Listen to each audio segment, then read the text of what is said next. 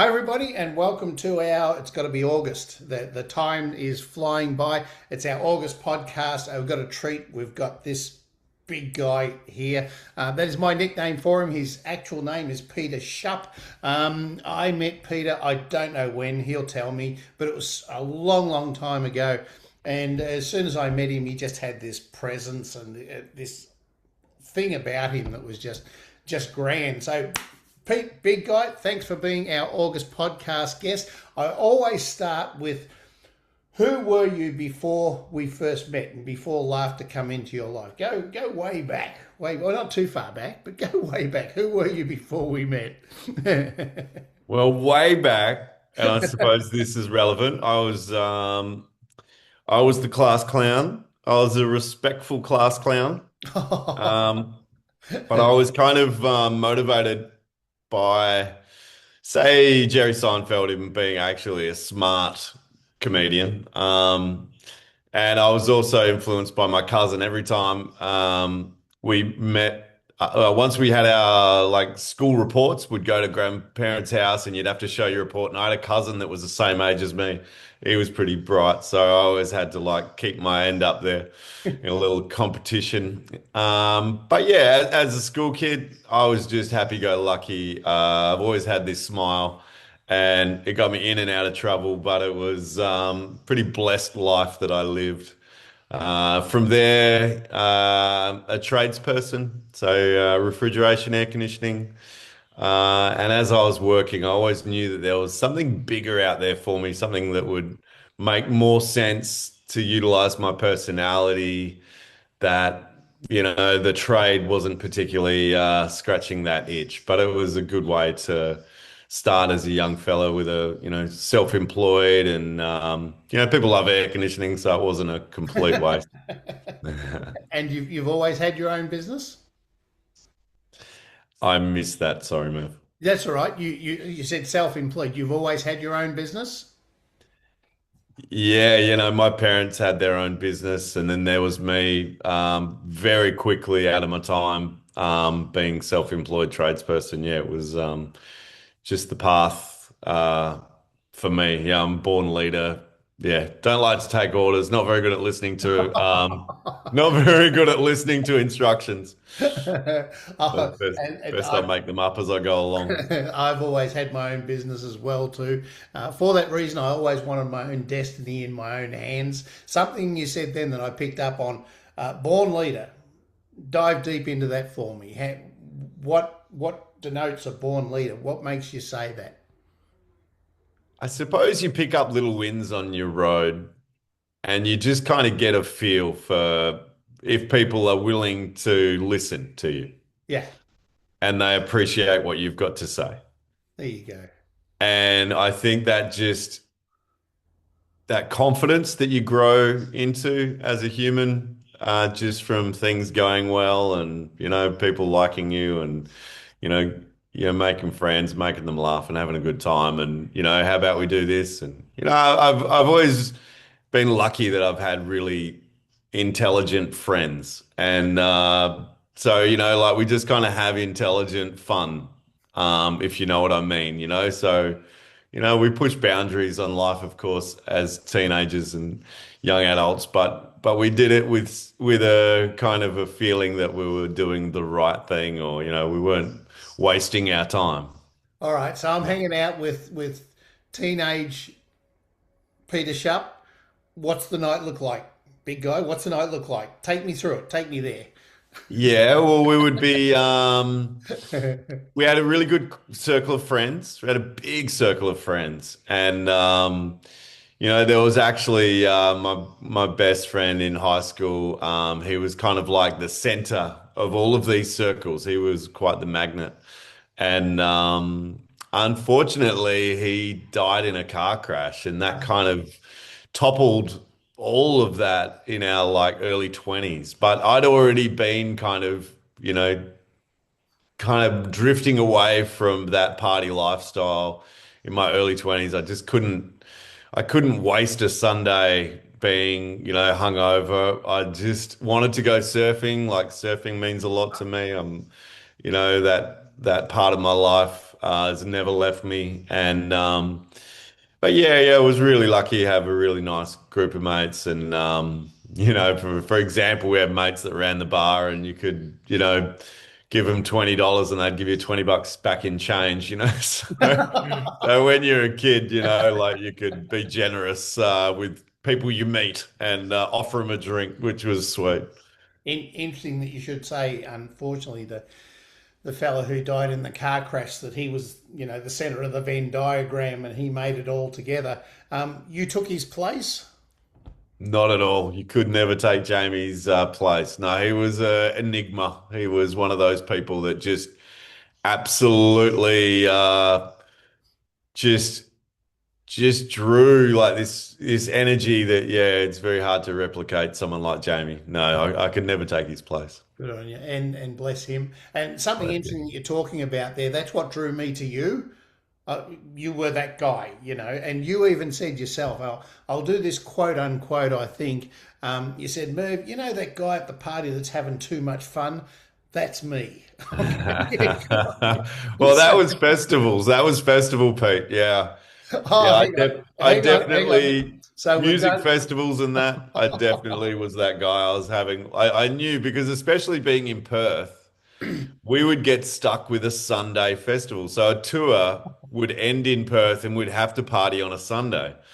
And I was very comfortable partying on a Sunday and figuring it out on Monday, where a lot of people kind of, took a step back or whatever. But yeah, it's true. Like festivals and things like that, I have very vivid memories of being in a leadership role to create the energy for a party, where I felt like it was lacking or people needed a little bit of encouragement. I'll take you there. Follow me. Yes, And people want to follow that person who is safe and having the time of his life. So good on you. 100%. So let's swing up to the laughter stuff. How and when did laughter and laughter yoga come into your life? Yeah, I was really lucky in the laughter, my journey with the laughter. We had a couple of friends, Olympia and Kate Lee. Olympia, I always get her name wrong. Oshia. Uh, yeah, sorry, Olympia. But yeah, so they were doing laughter yoga. We had another community at that stage that I was part of.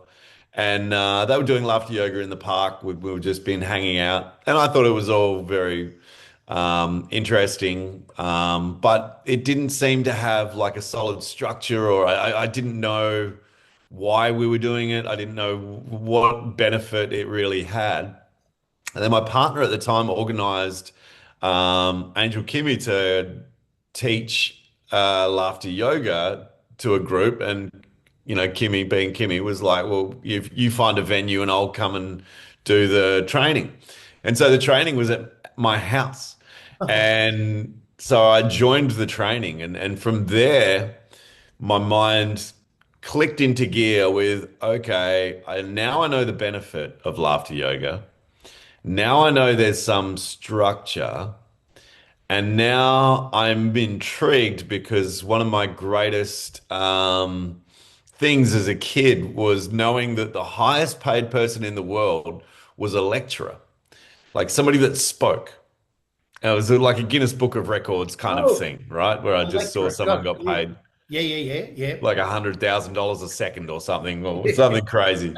It was something ridiculous, but it always stuck with me. And I'm like, oh, people get paid to speak. This is very interesting.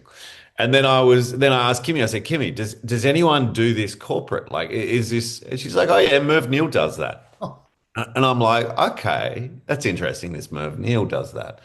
Good, good. And then from there, we were actually going to Melbourne, and I got in touch with you, and I had a chat with you. And I remember very clearly, we bought a wine, and I think I got charged for a glass, but we got the whole bottle. Um, it was a start the car deal, but it was the start of a rosy relationship with yourself. And from there on, I've always been in good value in your company. Yeah, you've been very generous to me. And from meeting you, then Sebastian Gendry came to Perth. And, anyone that's going to come to Perth all that way needs some, local support. And for me to take any time off at that stage of my life, young children, just working, trying to make a buck and trying to make ends meet, to take a week off for me was ridiculous. But I also thought that this laughter yoga was a bit ridiculous, and maybe this was a thing for me, as I'd been working my whole life towards it. So yeah, I got the structure from Sebastian, and then yeah, that's where I started my laughter journey. Would you believe? I mean, I just did maybe two laughter yoga gigs in the park before I got my first corporate gig, which was absolutely chaos and amazing. Yeah. Take us to that first corporate gig because some people aspire to go to it. I remember mine was at Jupiter's Casino in the Gold Coast in front of 400 people, and I was absolutely crapping myself. But I thought, this is so exciting. Is this what it's all about? So I got up on stage there, and I don't know what happened next.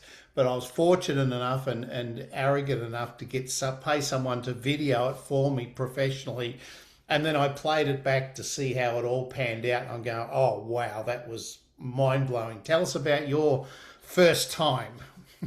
Well, I call it the baptism of fire. Uh, It was gifted to me by Chris Pops, because Cirque du Soleil, the most highestly professional, talented, clowns and Yep, athletes yep. and gymnasts and whatnot, circus performers were in town, and they wanted a laughter yoga session. So Chris was looking for someone in Perth, and he got to me. Now, also nervous because I hadn't done many sessions, but the what I was told by whether it was Olympia or yourself, it was someone I was ringing around, said just make them laugh. I was like, okay, let's do that. So I was well and truly overdressed for the occasion. I looked like a male stripper. I was just overdone. Really well and truly overdone. Because when I got my introduction to Cirque du Soleil by the person that booked me, they didn't know if they were going to have a tour beyond Perth, whether Perth was the last stop of their tour, which is their job. If the tour has stopped, their whole band is crumbles and they have to find more work. Now, they were stressed. They were genuinely stressed. And so the introduction was, okay, so we've got Pete here. He's going to, because it was a surprise session. They Of thought they were course. going to find out about their future. Right. But no, we haven't heard from Montreal yet. As soon as we find out, you'll be the first to know. But here's Peter. He's going to make you laugh. And I was like, "Oh, what was that? That was the worst introduction." Anyway, so I walk up to this group of about 80 people, all in their workout gear, Yep, warming up. yep. I'm overdressed, and there was a horseshoe, and I was trying to get about 10 people just left. They just left. There was about eight blonde girls on a crash mat who were just staring straight through me. And I was like, wow. And the crowd was in a horseshoe. And I'm like, can we bring the circle in? But the horseshoe just moved. No one wanted to stand near me. And and so I start this session just, using the system, just going with the system.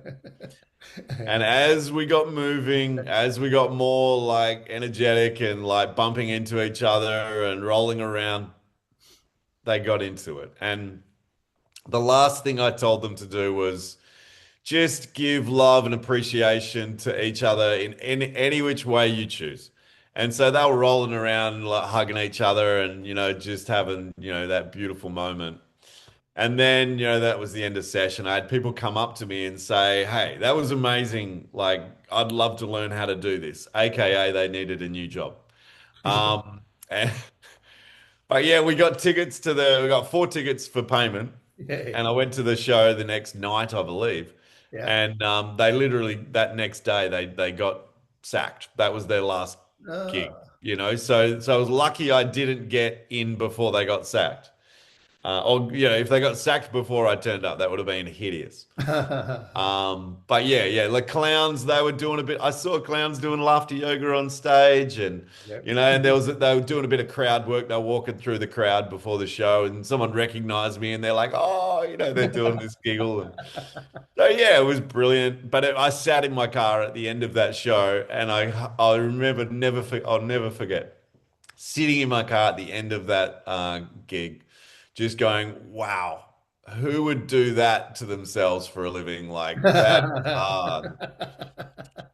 But Very- from there on, I did many gigs and many community, you know, sessions. So Yeah, it and give us your top three tips about how to go beyond a laughter club. I want to come back to your laughter club soon, but your top three tips about when you're walking into a space like that, and that is a baptism of fire. I recall you telling me that story. I'm going, oh, really? That was your first time? What's your Yeah. three top tips about how to absolutely nail a gig like that? I think you've got to come in from the ground floor. I think you've got to be on the same level as everyone else. I agree. I think you don't want to come in as a hype guy coming in at raucous energy because you've lost people. You've got to bring them with you. And You've and got that's to, that's interesting that you should say that because that is who you are. You're the big energy guy that's coming in, and yet you're saying, "Oh, just back it off here, back it off. We've got to meet them where they're at, not where I want to be." That's a great tip. yeah. And also give them a license to not enjoy it. You just got to be aware that it's not, I mean, everyone's aware that it's not everyone's comfort zone. So just being completely honest with them there and just saying, look, this may not be for you. I know from my experience that it is really good for most people, but this may not be, your favorite thing to do. But just know that in 40 minutes or whatever it is, I'm going to go. And if you didn't like it, find somebody else that didn't like it, and that's a fantastic way to connect. I love that. It'll all be over soon, and I'll be out of your life. So Yeah, just a bit of humility, in and don't oversell. great. But Two but great tips, and the third one is a third one is, I suppose, it is just read the room. Like you yeah, don't want people to think. As soon yeah, as you can see somebody's thinking, you need to cut and move. nice. You got to keep them moving. Got to keep the exercises brief because as soon as people have an opportunity to think, then they'll go, "What am I doing? Like, why am I doing this?" Don't let them ever get to a point of why and what and oh my God, hang on a minute. Yeah, you just got to read the room. As soon as you feel that energy dip, you got to keep moving. Beautifully said, and that was all ad lib on the spot. We didn't preempt any of this, and that was just three great tips. Read the room, keep it going, keep trusting in yourself as well too, and just keep on realizing where they're at. They're here. I might be here, but they're here. And sometimes, Pete, the opposite's true. We're here and they're there. And we've got our own stuff to bring in as well too. So you just got to keep going. You had a laughter club there for a long, long time. Tell us about that experience. Yeah, the Laugh Club is amazing. Obviously, you have your regulars. Obviously, when you start, it's daunting because, for myself, it wasn't like a booked session, so you didn't know who was going to show up, which is kind of difficult. But yeah, once you get going and you've got your regulars and you really harness the energy of the regulars, helping bring the energy and bring their own flavor and exercises they'd like to try or do and so yeah, you've got to like balance that. I mean, I always felt like in that leadership role, like it is best to have one solid leader. If per chance, it's obviously nice to bounce off and have multiple leaders. But I always felt like that was the same thing with people not knowing where things are going. If there's too many people leading a session, you can have a part of your laughter session that is then, known for experiment. But try and keep it, like you got to keep like a DJ, you've just got to keep that energy flow and people knowing a little bit of what's going to happen, and you can change it a little bit every week, but not drastically. Obviously you do whatever you want and make it work because you've got different themes of things coming up, like a Melbourne Cup or Yep. the footy grand final or something. You can put a flavor to these things, of course. But yeah, just people don't love to be too outside of the box of their expectations. So try and keep it as consistent as possible. Keep it interesting by, enabling people to, add their flavors. But yeah, keep that leadership role as strong as you can. Yeah, nice. I've been running a weekly club now. It's been online since COVID, March 2020, but prior to that, I went back the other day and saw pictures of my first laughter club from 2012. So I've been running it weekly, apart from public holiday, since 2011 maybe, and it's just been fantastic, you know. And as you said, you sort of get everybody in the cart behind you, and off goes the horses, off at a gallop, and all of a sudden you take the reins. So you give the reins over, then you go, oh yeah, no, well, I'll take them back now. So Yeah, yeah, sort yeah, of yeah. got to keep it on track, but get everybody involved, which is fantastic. There must have been one or two stories of some people came along. I've got 1,000 stories over that.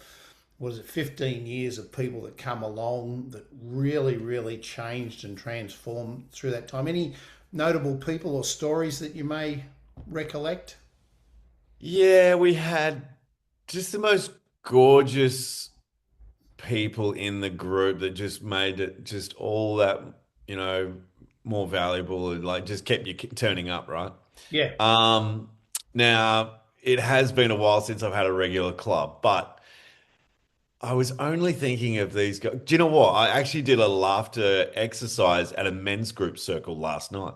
Oh, great, Um, great. just the one, just to close it out, because I saw on the WhatsApp group there was people wanting to have a laugh. And I was like, oh, okay, so there's more than one person wanting to have a laugh. Let's do a laughter session. So I just did the cross arms. You cross arms and you hold Yep. hands and you squeeze hand and you move the laughter around the circle. But yeah, so I'm trying to think of the name of this gorgeous old couple that came along. The name evades me, but they were just so positive, and they just, like I just love like really beautiful couples that are just so, connected and just, pushing through the test of time for their relationship. And yeah, and obviously, coming to a laughter yoga session together, that they just brought me so much joy. And then we had, our group of ladies that would all come together, and that was their little catch up. And um, yeah, I mean, my dad was, I'm actually drinking out of I realized I grabbed his teacup. He used to have a hardware store, and he was so stressed at the end there, so stressed. And I just saw it was just going to kill him. And I'm like, Dad, you've got to come to my laughter yoga session. And Mum would always come, like, Mum's my greatest supporter. Nice. But Dad struggled. But he's a funny guy and he loves comedy and humor. And yeah, to get Dad there was a huge, huge win. And I'm getting a little bit emotional just thinking about it because of how challenged he was before. And then, once he came and he did consistently come along and yeah, to the end. And no, he didn't pass away. I stopped doing my laughter All right. weekly because I had my fourth child. I was like, I was I pressed was for time. I was starting to tear up myself, and Oh I'm no, glad he's Dad's still still with with us. us. Dad's still with us, thank God. But yeah, no, it was honestly his stress was at absolute chronic levels, and it was just very hard to watch. And knowing what stress can do to a person, yeah, it was scary for me. So yeah, it was amazing to get him there. It does remind me of the couples that have come along to my club over a period of time as well, too. You know, and they find some some great solace in having a buddy to go in for the first time, but then they realise how it cements the relationship and brings them together. And to see that, I've had mothers and daughters of all Yeah. ages, and husbands and wives and partners come along, and it is really nice to see that sort of thing bringing those people together, especially in a relationship as well too. Your latest thing, you're hitting the airwaves over there. Tell us what's going on with Pete on the airwaves. Yeah, I've got a little radio show, community radio show. If anyone was doing Big the, plug, big was it, plug, big plug. that we did that laughter marathon, Yes, and I realized that I could actually do a session live on radio. great. And that was actually hilarious because we actually filled the studio full of people because it's on the street in Fremantle. Like at that time, we've moved the studio down to the port, but at the time it was just on the regular cafe strip. And my mate was a guest. He's like an improv rapper, this really cool dude, and a bunch of people knew that he was coming on the show, so they just came and bumped into the studio. So the studio built and built. We had more and more people there, which just created this beautiful energy. And yeah, it was super memorable, and yeah, it was gorgeous. So yeah, I have the best time on the radio. It's a community radio, so I've got a lot of lead. I can do what I like, really. But it's a gratitude themed show, so I get guests on there, and that they're either running events or they're in mental health space, or I've stopped inviting people that have just got a business. That's no good. But they're people that are doing cool stuff in the community, or they're coaches, or life coaches or something. They're my favorite people. So I get them on and I ask them what challenge or pivot created the human that we have in the studio that does the thing that you do for the community. And then we kind of have a little bit of a chat about, what they're doing and why they're doing it. And then when we come back, we have a couple of tracks that they've chosen. They get to choose some music. Oh, nice. And then when they come back, I ask them how they integrate gratitude in their life. And then I've also, before they've turned up, I've asked them to create a group of four people that matter most to them, Oh, and then create that group, add me to the group, and then leave the group. And then we're gonna chat about you. Please give us, trust the process. Um, and then I ask the people that are left behind in the group to give me a 30 to 45-second gratitude message and what impact this person's made on their life. oh, wow. And then, because this person is generally a leader, they're like, make an influence on people. They get these love bombs just, so after I've asked them how they integrate gratitude or what gratitude means to them, I go, oh, okay, yeah, yeah. I'd start dropping these love bombs on them. And, quite often they tear up because it's not common for people to have that sort of, thing happen to them where people that they know are saying how important they are and how much they're valued. That's So yeah, it's a beautiful thing, and I absolutely love it. Well, that's a great way to finish, big guy, because we are grateful for you and your presence and all that you've done and all that you will continue to do. I know that you're over there in the West ready to go. Where can we catch that radio show? Let's give it a plug. Yeah, that's every Saturday, 2 p.m. Australian Western Standard Time, Yep. on Freocast. And you can actually go to Freocast. It's freocast.net. So it's a streaming station. So anyone can pick it up. But there's also old recordings on the Freocast website or Mixcloud. And the radio show itself is called GoCo Radio. It's GOCO Radio. Great. Great. But yeah. All right. I guarantee you'll have a bigger listening audience coming in to listen to you. It's always great to be with you. Thanks, big guy. And we haven't done this before, but I want you to sign off this podcast in your best radio language. Away you go. Thank you, Murph, for having me. I can't thank you enough. You have been a huge influence on me. I wouldn't be where I am without you, and the laughter community Australia-wide wouldn't have the same credibility and respect as it does without you. As Oh, silly as you are, and yeah, as chaotic as laughter yoga itself is, we need somebody like yourself to hold fort. So, massive appreciation. You're a legend. back at you. Thanks, big guy. Take care. Look after yourself.